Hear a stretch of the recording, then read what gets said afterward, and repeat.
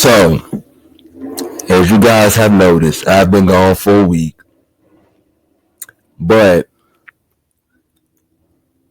and I just came back,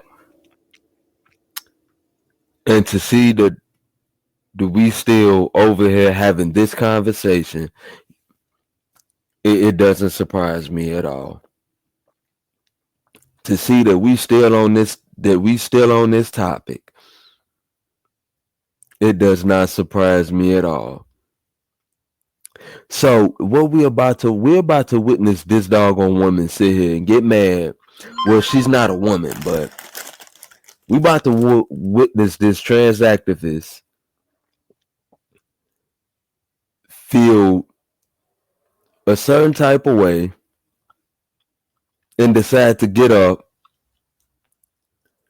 because she can't take reality and the truth. She can't take reality and the truth. Let's look into it.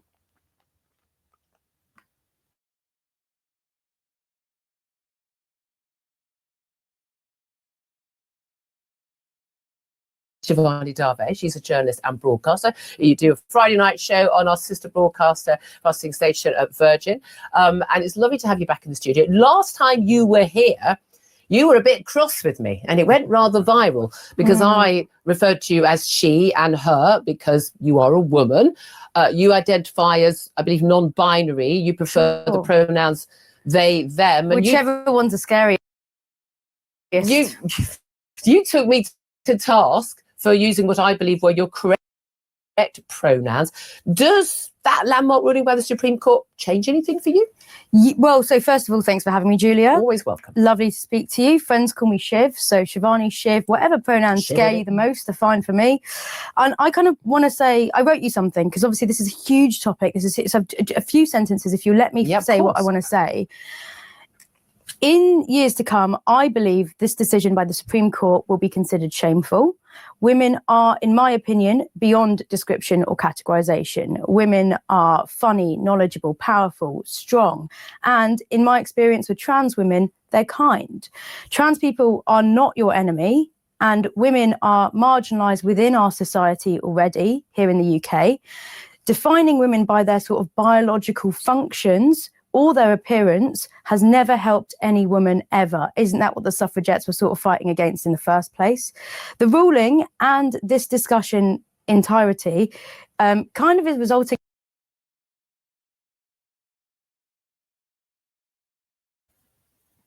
What the hell do that have to do with the topic at hand?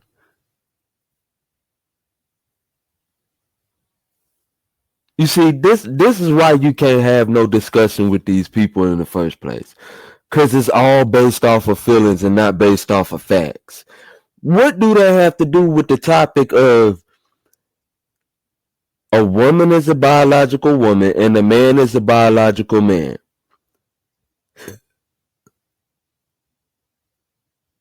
Who said anything that women were... What is she talking about?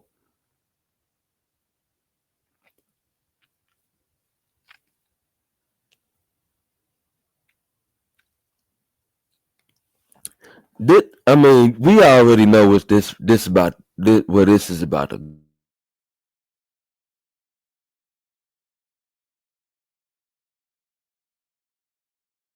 in a distraction from the sort of disturbing reality that we're living through, which is the facts are the UK has an emboldened far-right population. Our government is fueling a genocide. Violence against women and girls has shot through the roof. And spoiler alert, it's not because of trans women. The LGBT community is most likely to experience abuse, addiction, homelessness than the straight community. And within that, those who suffer the most are women. They are trans women. These are women who make me personally feel safe. They're the ones that I want to dance with at 2 a.m. in the morning and watch football with on a Sunday afternoon. The law can define a woman however it wants. You can call whoever you want, whatever pronouns you want, but what are you really going to do? Are you going to make people cis or trans carry ID with them so that they have to prove who they are? Because to me, that sounds like 1930s Germany. If I were to call this out for the BS that it is, and if I were to swear on air, I would be in more trouble personally than any bigoted politician or presenter that has ever played a part to further marginalize this already vulnerable community. Right. Despite the years and even decades that some broadcasters have dedicated to violent, hateful dog whistles about communities that bring so much joy and happiness and creativity to the world and this country, I just think that the people who are celebrating this with their bottles of champagne are going to look back, or hopefully we are going to look back at them and think that it's actually quite dark and quite disturbing that what they are celebrating is a separation of vulnerable people from society who are not going to be able to access the services that they need to access. Right. I mean, Kate, there's a lot to unpick there. Are you including me, just out of interest, in the vile and hateful dog whistle broadcasters? It's a self-ID situation. If you feel you sit into that... No, well, I don't, obviously, because I've not been hateful about anyone who's trans if or... you, right, if you so do you? I'm asking you. It's not for me to put you in a category. It's not for you. Okay. Right, here we go. Right, you say it's shameful. You think this in the future will be regarded as shameful. I mean, you obviously think it's shameful now. And trans activists, many of them argue it is. Right? I'm not a trans activist. I'm just a person. But I'm talking about many trans activists. I wasn't including that. When you say women are beyond discrimination. So then, wait a minute. If you're not a trans activist, why are you speaking up so hard for them then? If you're not a trans activist, why you going so hard on her then? And the rest of the people that disagree with you? Ain't that what an activist do? And if you speaking out for what you would turn around and say is a marginalized group, doesn't that make you an activist?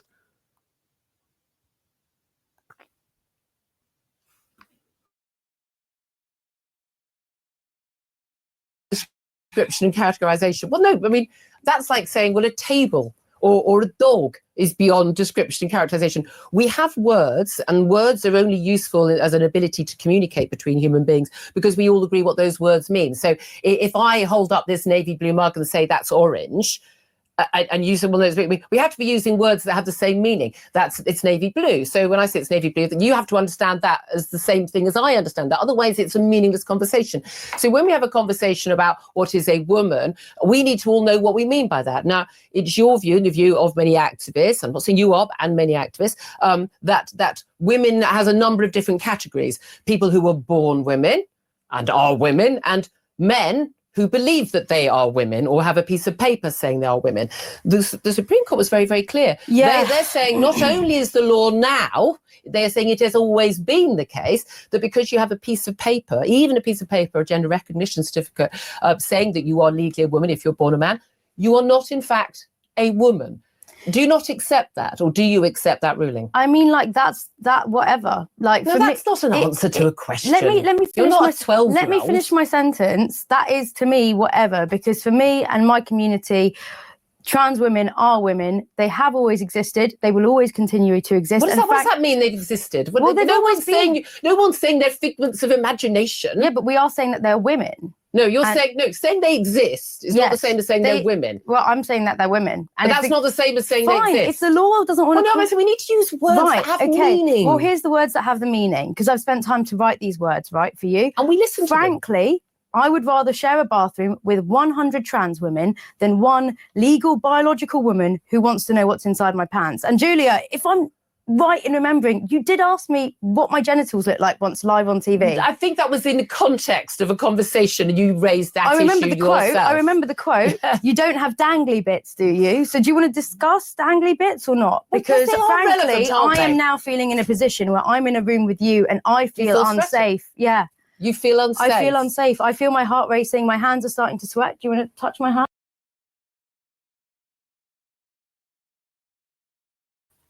Wow.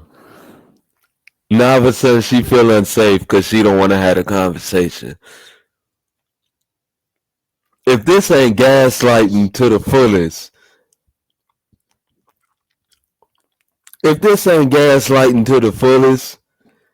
this is what the hell these people want us to focus on, what they identify as. Bruh, I'm trying to see flying cars, I'm trying to play with robots. I'm trying to use AI to the best of my abilities to make life better. This is not something that we should be focused on. This is not something that the world should be focused on at all. What is the world doing? What is we doing as humans? This is what we focused on. I thought we was gonna be flying cars and shit in 2025. We having discussions about what makes a woman, about what is a woman. Are we doing this? Are we having discussions about what is a woman? I thought I was gonna be, bruh. I could have sworn back all the way back in elementary school, they told us we was gonna be flying, we was gonna be in flying cars. I could have sworn they said it was gonna be robots and stuff like that all around here. I didn't know we was gonna be sitting there having a whole discussion about what a woman is.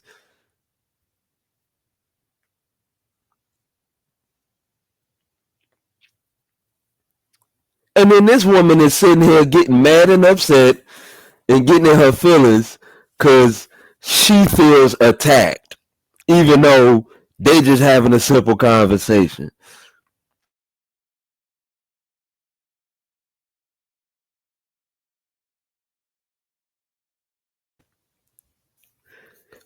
And honestly, this is the most funniest clip I ever seen. Now we're gonna continue watching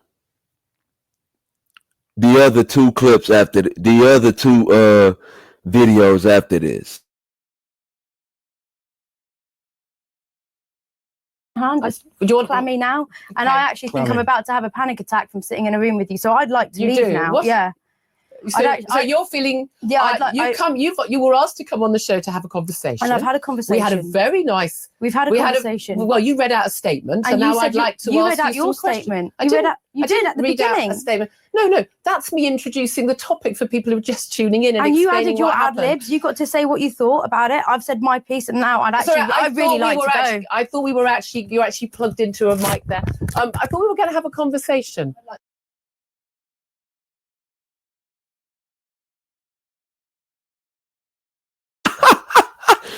These people cannot have a conversation at all, boy.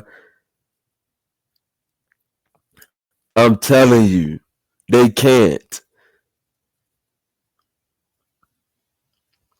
But if they want to talk about politics, you know what?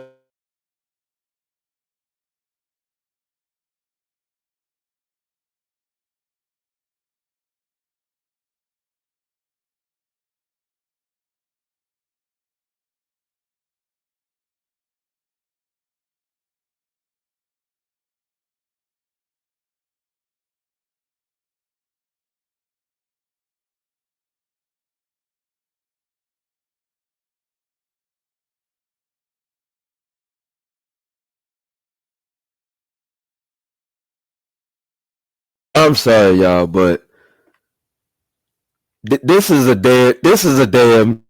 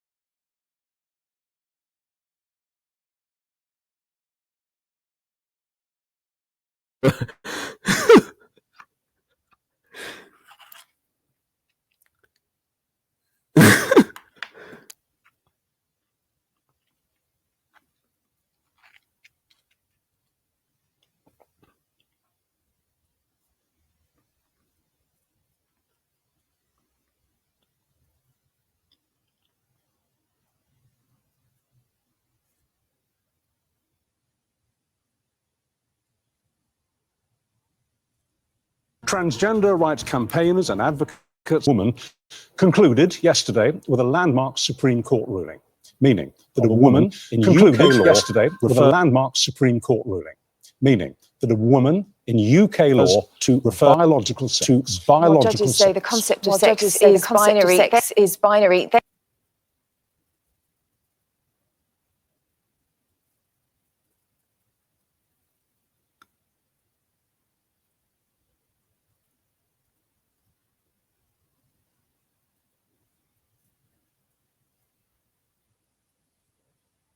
They say the ruling should not be seen as a triumph of one side and transgender people still have legal protection from discrimination. Well, as we've seen, campaigners celebrated almost wildly outside court yesterday. Trans rights advocates the ruling could lead to erasure trans identities.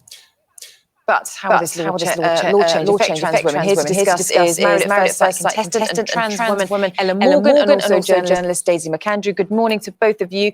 Thank you for coming in this morning to talk about this. Ella, how are you feeling this morning at this ruling? You know what? As a voice for the trans community, since I've been in the public eye, I've always seen the good in everything, and I've always been very positive. And I hate to say this, but for the first time since I've had that title or that role, I actually do feel nervous and scared. But not only for myself, but for the community, because it's the unknown. I think there's a lot that has been said that there's not clarity. There's not, we're not sure exactly what is going to happen in terms of passports, toilets, gym change rooms. There's so many things logistically that need to be discussed. And then to have the headline that, the definition of a woman is biological sex, makes me feel, and trans people feel, as though we're defined as a man. I'm essentially a man in a lot of people's eyes, and legally, potentially now on paper, I could be. And that's scary. So the devil's in the detail, isn't it now? Now we know what the law is now, and that's absolutely crystal. But how is it going to be applied? So let's just say,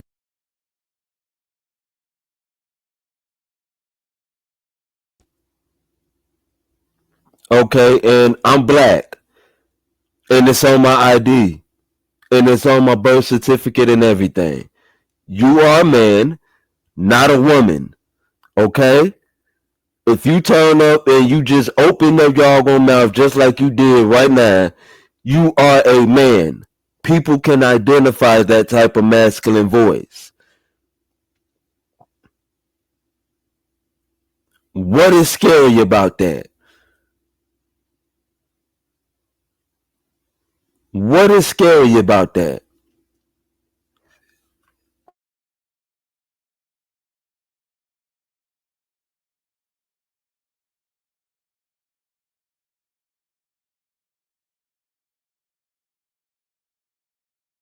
say, for example, this afternoon you start feeling a bit poorly and you go along to the doctor and he says, I think you've got appendicitis. And you're rushed into hospital with a developing case of appendicitis. Where would you expect to wake up after the operation? Which ward, the men's ward or the women's ward? It's funny you should say that. When I was filming Celebs Go Dating last year, we were in the middle of filming and I was admitted into hospital for a problem. And I was so scared that they would know who I am, not being beheaded, and that they would put me in a male ward. And I was put on a female ward, but I had my own room purely because there wasn't enough space for me with, But you might have been in the group. Yeah. And I would go to I will still continue to use a female toilet. I still see myself as a woman and always will, whether this legislation comes in and people agree with it or not. I still see myself as a woman, whether it's on paper or not. What I'll do you think, use Daisy? a woman's. Supposing, looking the way she looks here, this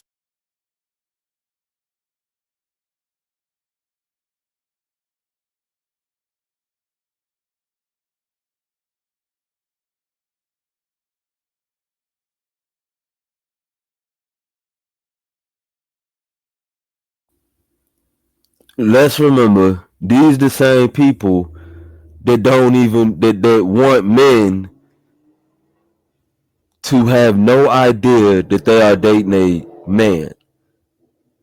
So they don't even want to tell you what their gender are. Just remember that.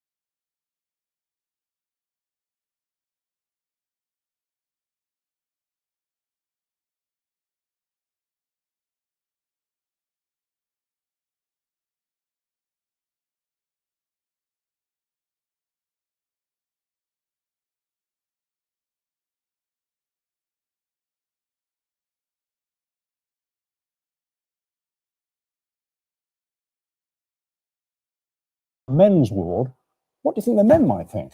Well, I think firstly, it's not about what the men think, it's about what Ella would think, and it would clearly be very distressing for Ella. And I have huge sympathy for Ella and the trans community this morning as they digest this triumphalist on either side. And I didn't like the pictures of people on my side popping champagne bottles and so on, because I don't think that's the way to go ahead. I do think politicians have been completely lily-livered about this whole needed the courts to rule instead of Parliament. It actually should have been Parliament sorting this out. So how did you feel yesterday, as someone who's written a great deal about this subject, calling for this change in the law, and it's happened now? If you didn't feel victorious, what did you feel?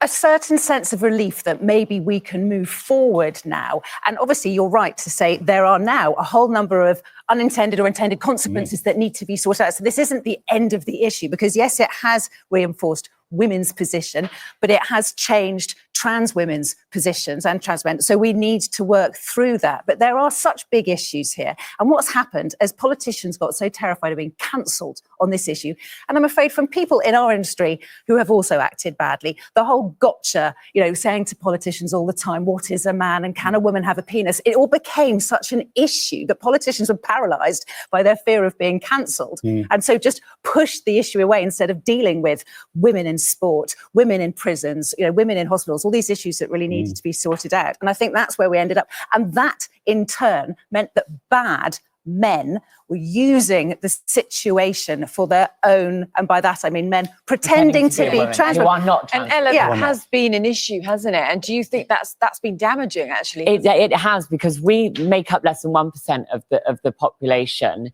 And I just feel because of one person or a few people, a very small minority, this has now given us consequences. Who identified as a woman and wanted to be put in a woman. Yes, that has now affected all of us because of a few people doing a few bad things who are not trans. We are now the ones suffering, and it affects us.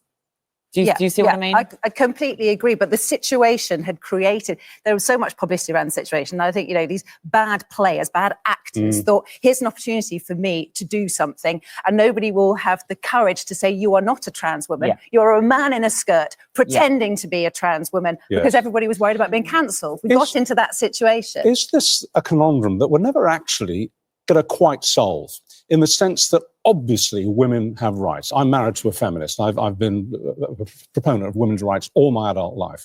But clearly trans women have rights too. But somehow there seems to be a difficulty in drawing the line. Because, for example, we know that a lot of women feel either threatened or embarrassed by the very notion, even if it doesn't actually happen to them, but by the very notion of having a trans woman in their midst in a changing room. We know that they feel uncomfortable, and they feel they have the right not to have that imposed on them. You, on the other hand, would feel extremely awkward if you woke up on a male.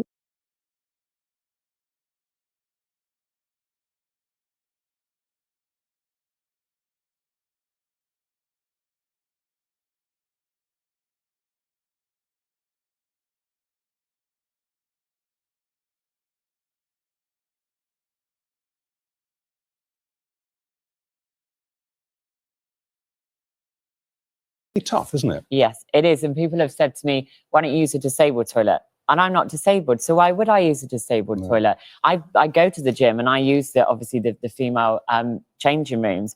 Nobody has ever had any issues with me. And actually, I'm most of my friends, my very close friends, are actually cis women. And I've asked them more openly, because I'm very open-minded. I know, this could have become a debate, but I'm never, and most trans people should never feel they have to justify their existence or debate our existence and who we are. But all of my cis friends have said, we've never felt threatened by you, Ella, in your company, but we've been threatened by men. So, but there will be ways to work through this. I was in a Primark changing room a couple of days ago, and there were female changing rooms to the left, and pretty much everyone, and men and women, all genders to the right. But it was individual cubicles, obviously. So I went to the right because the queue was smaller. I felt perfectly safe. But there could have been trans women, trans men, alongside the cubicles. But the women, if they were concerned, could make sure they went to... So there's a choice to be made there. I mean, I think one of the things is, isn't it, that organisations, hospitals, prisons, businesses, everybody's going to be looking at their policies now, aren't they, to see if changes need to be made, to see what this means, to see how they can find solutions to it. Ella, I think, what would your message be then when they're looking at how this works in practice? I think women, I'm all here for, you know, I have an amazing mum, I have women in my family. I'm all for protecting women and their rights. I'm not here to take away anybody's rights. I just want to acknowledge that I am an equal and I also have rights. And women have fought so many years for being able to vote and so many other rules and legislations that it now feels like they're turning that on us and we now have to deal with that struggle. And it's like, women have had to fight for so long, and now you're happy to watch us and celebrate and drink champagne at this ruling, knowing that we have to now go through that struggle. Can I ask you a psychological question? Yes. Do you feel any differently up here this morning, less than 24 hours after this ruling? Because you know that in a given situation, a legal situation, you could be technically opposite a judge, or indeed anybody, but let's just say a judge, who would look at you and say, I'm very sorry to tell you, but legally, you're a man, you're not a woman. That could now be said legally. How does that leave you? So, Richard, I'm not being silly. I know biologically I am male. I'm not taking that away. I am a woman in my eyes. I am a trans woman. I'm a woman who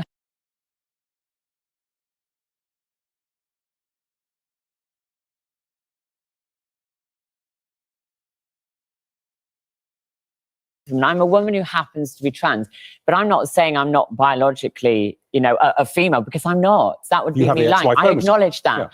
But I just feel if I was to stand in front of a judge now and be told, okay, you know, you are this, and then told I have to go to a male hospital or a male prison, God forbid I ever go to prison.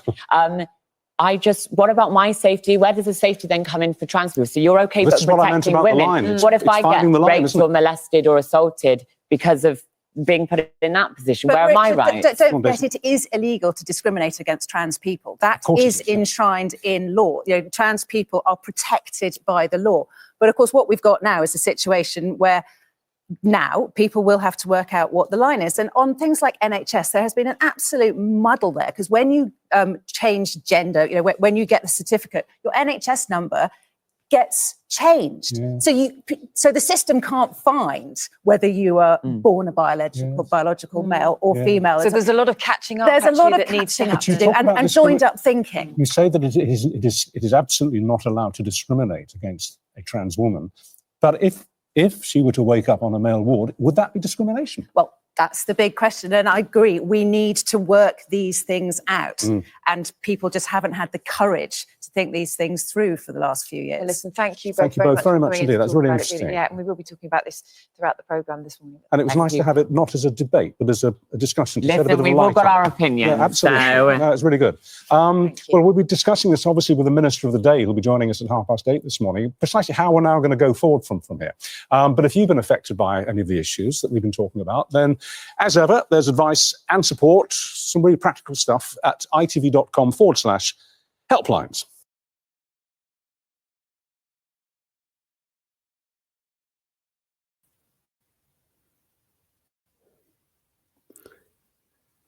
Is this what the world is doing?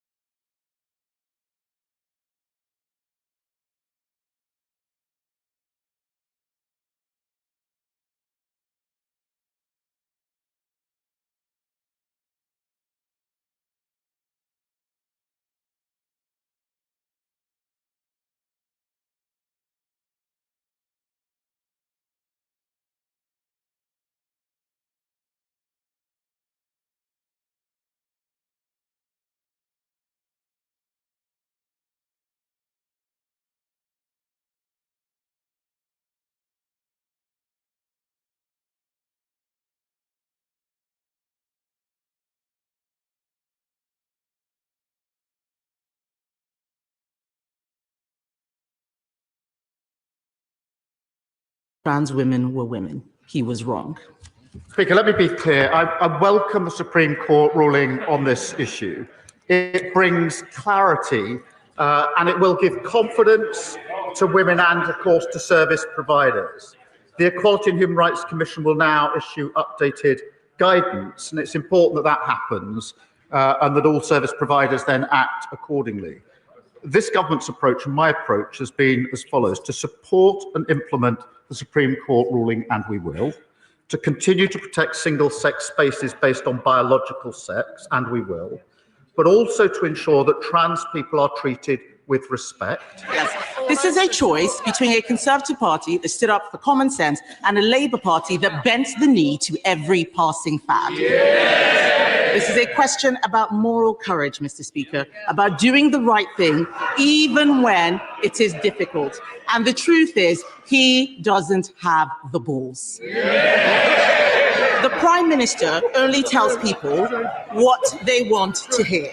He only tells people what they want to hear. He is a weather vane who twists in the wind.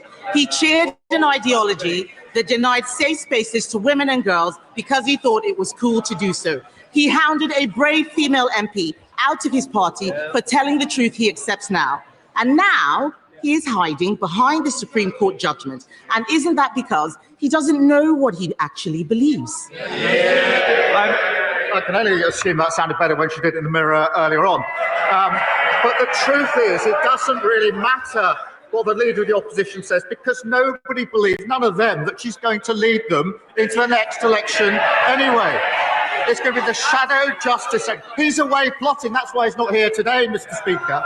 And the member for Clacton fighting over the bones of the Tory party. And they think Reform are going to give them their votes without changing their policy. Absolutely no way. The member for Clacton's going to do what he always does, eat the Tory party for breakfast.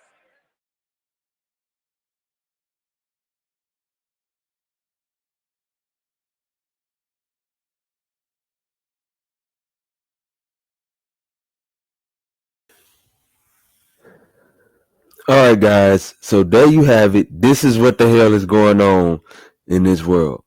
Like, comment, and subscribe, and peace out.